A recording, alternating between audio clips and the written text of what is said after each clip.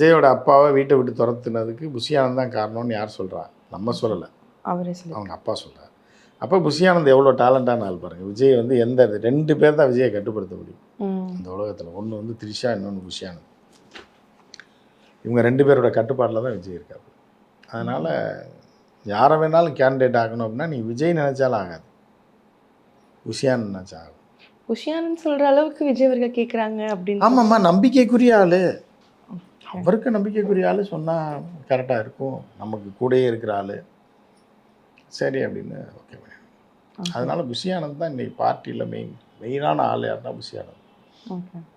பாதவர்ஜனாவே வெளியே துரத்தி விடணும்னா புஷி ஆனந்த்னால முடியும். புரியுதா? அருண்ராஜ்லாம் புஷி ஆனந்த் சொன்னால் மட்டும்தான் வீட்டுக்குள்ளேயே போக முடியும். ஸோ இப்படி இருக்கிறனால புஷி ஆனந்த் தான் பவர்ஃபுல்லாக. 2 பேர் தான், ஒன்று புஷி ஆனந்த், இன்னொன்று த்ரிஷா. ஓகே. ஸோ இந்த பக்கம் வந்து கூட்டணி பற்றி ஒரு பக்கம் போயிட்டுருக்கு சார். ஸோ கூட்டணி வைப்பாரா இல்லையான்றதை தாண்டி ஸோ விஜய் அவர்கள் கூட்டணி வைக்காததுக்கு காரணம் இவங்கனால தான் அப்படின்ற ஒரு பிரச்சனையும் போயிட்டுருக்கு. புஷி ஆனந்த் அவர்கள் இவங்க இல்லை சேர்ந்து கூட்டணி வைக்கல. விஜய் வந்து எப்படின்னா, விஜய் வந்து அறிவாளி தான், அதில் எந்த மாற்று கருத்து கிடையாது. ஏன் அப்படின்னா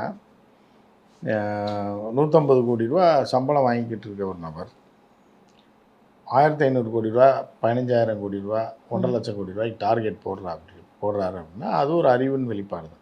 எவ்வளோ நாளைக்கு தான் கஷ்டப்பட்டு 150 கோடி வாங்கிட்டு இருக்குது. அடுத்த கட்டமாக அரசியலுக்கு போனால் தான் நம்ம சம்பாதிக்க முடியுன்ற ஒரு டேலண்ட், அதை டிசைட் பண்ணது விஜய் தான்.